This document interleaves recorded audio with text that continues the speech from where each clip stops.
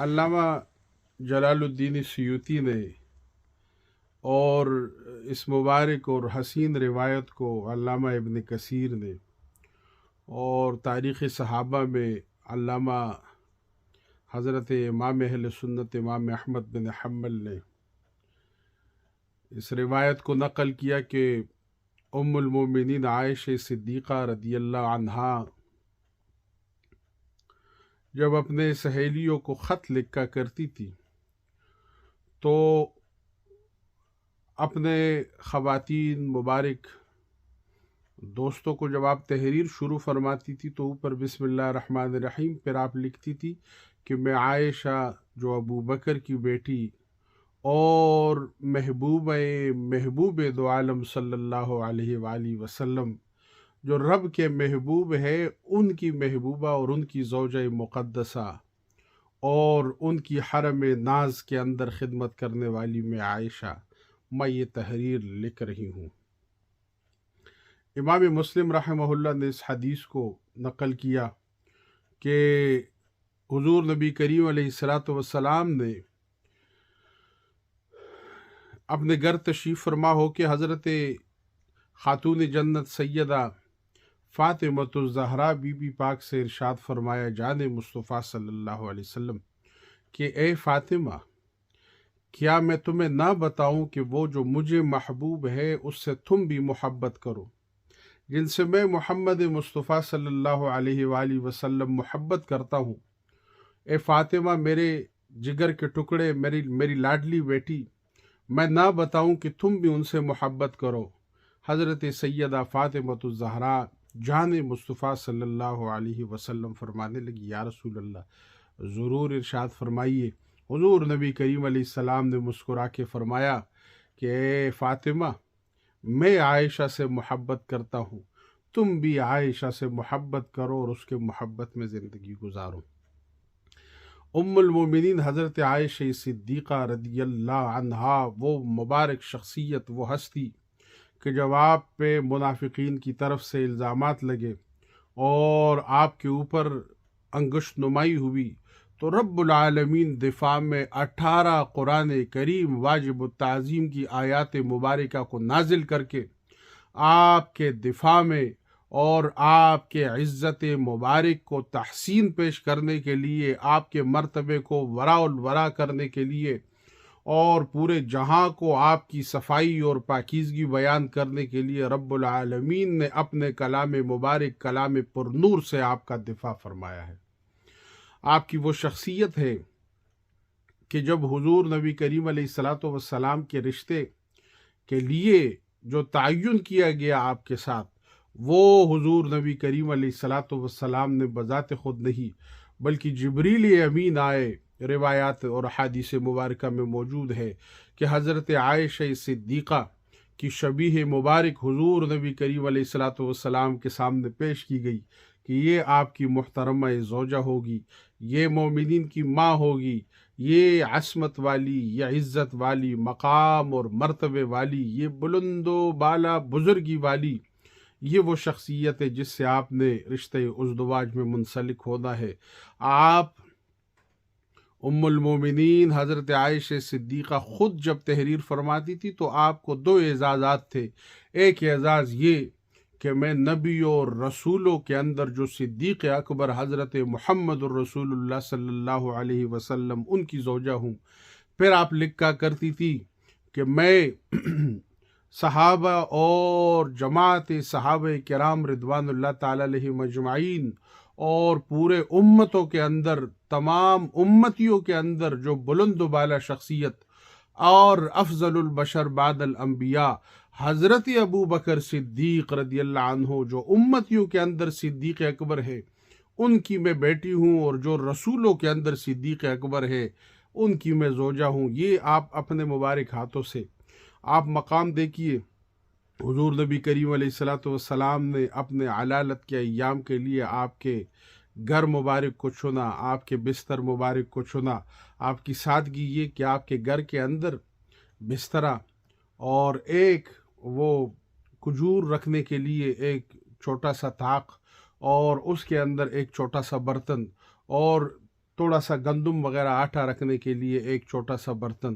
اور دو چار ایسی چیزیں آپ کا پورا کل اثاثہ۔ لیکن یہ اثاثہ تو دنیاوی ہے جس کو ہم لوگ دیکھتے ہیں۔ رب العالمین نے اپنے محبوب کو جن مبارک گھر سے نوازا اور گھر والی سے نوازا، وہ حضرت عائشہ صدیقہ رضی اللہ عنہ کی ذات مبارک ہے۔ اور خاص کر اس دور میں، ویسے تو ان اکابرین ملت کا ذکر کرنا یہ تو میں سمجھتا ہوں کہ سب کے لیے باعث خیر و برکت ہے، لیکن آج جب ملت اور امت کو ان مبارک ہستیوں کے، صحابہ اور اہل بیت اور اولیاء کرام کے تفریق کر کے اور ان کے اندر تضادات بیان کر کے امت کو لڑایا جا رہا ہے، تو علماء مصلحین کی یہ ذمہ داری ہے کہ وہ صحابہ اور اہل بیت اور اولیاء امت کے افکار کو بیان کر کے، حقیقی فکر کو بیان کر کے امت کو ان سے وابستہ کیا جائے۔ اور امت جب ان لوگوں سے، صحابہ، اہل بیت، امہات المومنین، اولیاء کرام کے لڑی میں پرویا ہوگا تو امت جو ہے وہ متفق رہے گا۔ کبھی روایات میں لڑا کر، کبھی ضعیف اور حسن اور صحیح کے حوالے دے کر، کبھی ان مبارک ذوات سے، ان سب فرقوں سے نکل کر اگر امت نے محمدیہ بننا ہے تو ان ذوات قدسیہ جو حضرت محمد مصطفیٰ صلی اللہ علیہ وسلم کے آس پاس تھے، ان ذوات قدسیہ سے اپنے نسبت کو مضبوط کرنا پڑے گا۔ حضور نبی کریم علیہ الصلوۃ والسلام نے جب یہ حضرت بی بی فاطمہ پاک کو فرمایا، اس کے بعد حضور کے وصال کے بعد بھی روایات میں آتا ہے کہ حضرت بی بی پاک خاتون جنت بہت کم آپ سے کہیں دور رہی ہے، کیونکہ دروازے آمنے سامنے تھے، گھر مبارک آمنے سامنے تھے۔ 5 مہینے یا 6 مہینے جتنے بھی صاحبزادی رسول نے گزارے، وہ حضرت ام المومنین عائشہ صدیقہ کی معیت میں، محبت میں، آپ سے تعلق میں۔ ام المومنین عائشہ فرماتی ہے سب سے قریب ترین جس بدن مبارک کو، جس فکر مبارک کو، جس زبان مبارک کو، جس سوچ مبارک کو، جس اخلاق مبارک کو، جس تصویر مبارک کو میں نے پایا، وہ حضرت خاتون جنت فاطمہ الزہرا رضی اللہ عنہا کی ذات مبارک ہے، کہ جن کو دیکھ کے مجھے حضور نبی کریم علیہ الصلوۃ والسلام کی یاد آتی تھی۔ حضرت ام المومنین عائشہ کی قسمت مبارکہ دیکھے اور آپ کے شان مبارکہ دیکھے کہ اہل بغداد کے جتنے بھی بغدادی علماء، جن کے ہم بھی کوچہ درویزہ گر ہیں اور ان کے کوچے سے علم کی خیرات کے منگتے ہیں، بغدادی علماء نے تقریباً 100 ہجرہ سے لے کر آج تک اور بروز قیامت تک آپ کے ہاں حضرت ابو ہریرہ کے روایات کے بعد سب سے زیادہ جن کے علم سے استفادہ کیا گیا اس امت میں، وہ صحابہ کرام کے دور سے لے کر جو بغدادی علماء کے فکر تک، جس کو حضرت عبداللہ ابن مسعود رضی اللہ عنہ نے جس کے آغاز کے لیے ترتیب دیا کوفے کے مدرسے کو، وہاں سے لے کر آج تک جتنے بھی ملت کے جلہ کابرین علماء اور محدثین بغداد کے آس پاس کے علاقوں میں گزرے ہیں، وہ سب کے سب اس روایت اور حدیث اور حصول علم کے مکتب میں ام المومنین حضرت عائشہ صدیقہ رضی اللہ عنہا کے روایات کے فقیر ہے، منگتے ہیں، اور وہاں سے علم کا اور اسناد کا اور وہاں سے اخراج علم کا، وہاں سے دلیل کا، وہاں سے سند کا وہ وظیفہ لیتے ہیں۔ حضرت ام المومنین عائشہ صدیقہ نہ صرف خواتین پاک جو صحابیات تھی ان کے ہاں ایک استاد مکرم کی حیثیت سے، استاد مبارکہ کی حیثیت سے آپ مشہور تھی، بلکہ اس کے ساتھ ساتھ جلیل القدر صحابہ کرام کے ہاں جب کوئی سوال آتا تو آپ کے بارگاہ ناز سے وہ سوال پوچھتے اور آپ جواب عطا فرماتی تھی۔ امت مسلمہ کے اندر نماز، روزہ، وضو، زکوٰۃ، حج وغیرہ کے فرائض واجبات کے مسائل سے لے کر چھوٹے چھوٹے مسائل، حقوق العباد، خاوند کے حقوق، بیٹے کے حقوق، بیٹی کے حقوق، تمام مسائل کا اگر بنیاد آپ دیکھیں تو ادھر روایات ام المومنین حضرت عائشہ صدیقہ رضی اللہ عنہا کے تحقیقات اور آپ کے روایات سے استفادہ موجود ہے۔ یوں مانیے کہ علم کا بھی ایک بحر بے کنا ہے، اور تصوف اور معرفت والوں نے بھی آپ کے جولی مبارک اور آپ کے قدم مبارک اور آپ کے پرنور ضیاؤں کو پا کر، آپ کے راہ پہ چل کر اگر کوئی حسن بصرہ بنا تو وہ بھی آپ کے ارشادات سننے والوں کی تابع میں متابعت میں، اور تابعین جتنے بنے ان تک بھی ام المومنین عائشہ صدیقہ کے علم پر نور کی